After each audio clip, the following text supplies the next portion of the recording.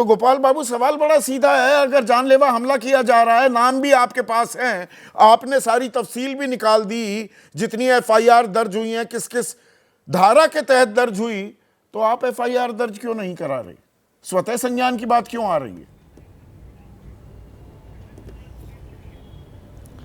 देखिए, पहली बात तो ये है संदीप जी, मसला एफआईआर का नहीं है, मसला भारतीय जनता पार्टी के राजनीतिक चरित्र का है।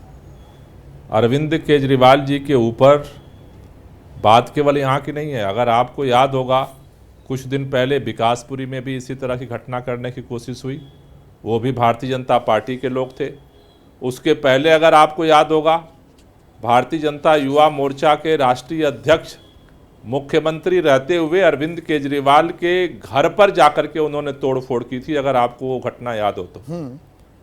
मेरा केवल इतना सा कहना यह है कि भारतीय जनता पार्टी के हर नेता, माननीय प्रधानमंत्री जी से लेकर के उनके माननीय प्रवक्ता तक, रोजाना चैनलों पे, रोजाना मीडिया के माध्यम से, सभाओं के माध्यम से सवाल पूछते हैं, और उन सवालों का हम भी मीडिया के माध्यम से, सभाओं के माध्यम से हम भी जवाब देते हैं।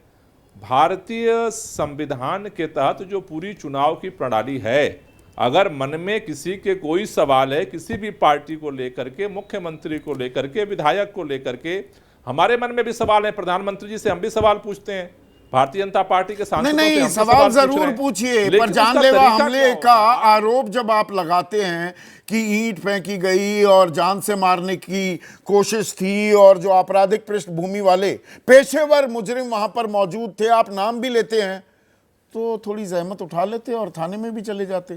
तो सच्चाई है, हम कोई नाम देखिए, जो मैं इस घटना में जो नाम सामने आया है, वो आपका सारा डिटेल आप खुद ही बता रहे हैं। नहीं, विकासपुरी में जो हुआ था, बीजेपी सारा चिट्ठा खुल गया। नहीं, बीजेपी जो कह रही है वो नाम अभिषेक और विशाल हैं, वो राहुल उर्फ शंकी और सुमित का वहां होने से इनकार कर रहे हैं। जा करके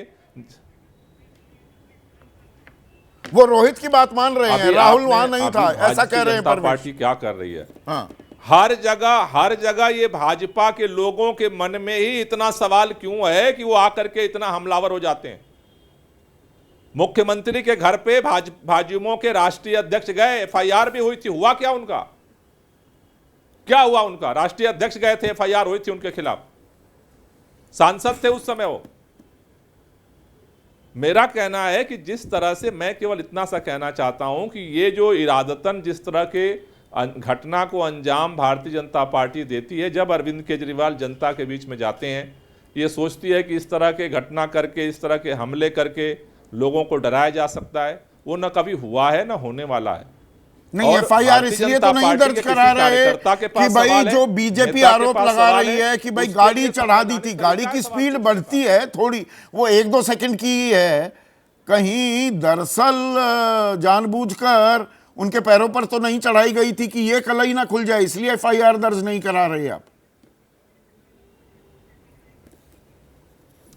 देखिए, मैंने तो आपको एक घटना नहीं, आप एक घटना की बात कर रहे हैं, मैं तो एक पूरा सिलसिला आपको बता रहा हूं कि भारतीय जनता पार्टी को जब सारे षड्यंत्र उसके फेल होने लगते हैं, तो इस तरह के घटनाक्रम को भारतीय जनता पार्टी अंजाम देती है।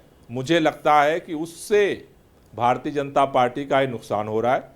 किसी को सवाल पूछने का, किसी को कोई नारेबाजी करने का, सबके पास तरीका है। आप 100 जगह सभा करके सवाल पूछिए, लेकिन ये जो काम भारतीय जनता पार्टी करवाती है, और मजेदार बात देखिए कि हर बार जो लोग पकड़े जाते हैं वो भाजपा के लोग होते हैं। जान पर बनाई है क्या गोपाल भाई?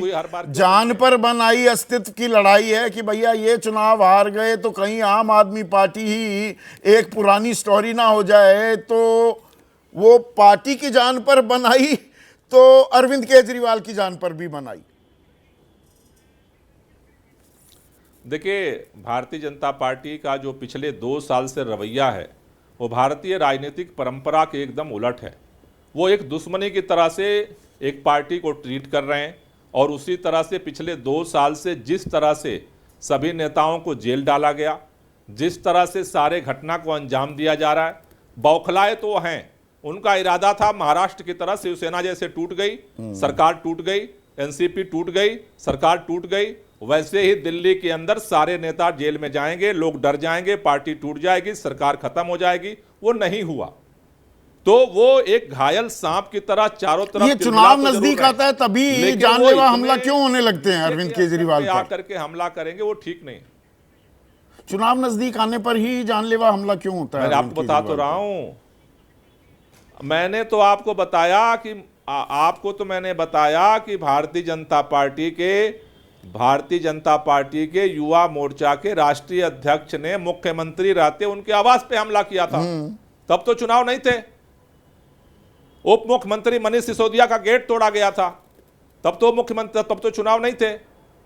जब भारतीय जनता पार्टी को चारों तरफ से जब वो घिर जाती है, कुछ भी समझ में नहीं आता है, तो इसी तरह की हरकत में आ जाती है। गांव के प्रधानी के लिए इसी तरह से मैं देखता हूं, गांव में इस तरह से जो दो लोगों की नहीं बनती है तो इसी तरह से रास्ते में घेर करके इस तरह से बदतमीजी करते हैं, हमले करते हैं। मुझे लगता है कि भारतीय जनता पार्टी को अपने कम से कम एक राष्ट्रीय पार्टी है, देश में उसकी सरकार है, नहीं अब तो आप भी राष्ट्रीय मर्यादा रखनी चाहिए। हम तो नहीं किसी ऊपर हमला करते हैं। आप बता दो आम आदमी पार्टी के किसी ने हम 100 सवाल पूछते हैं, लेकिन हमारे सवाल पूछने की मर्यादा है और आगे भी पूछेंगे 100 सवाल। जो जूता फेंकते हैं, भारतीय लोकतंत्र को जीते हैं।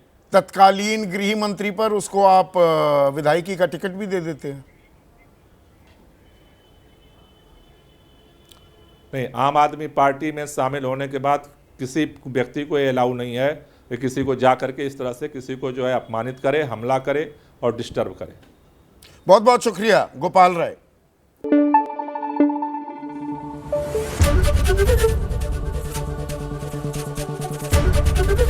एबीपी न्यूज आपको रखे आगे।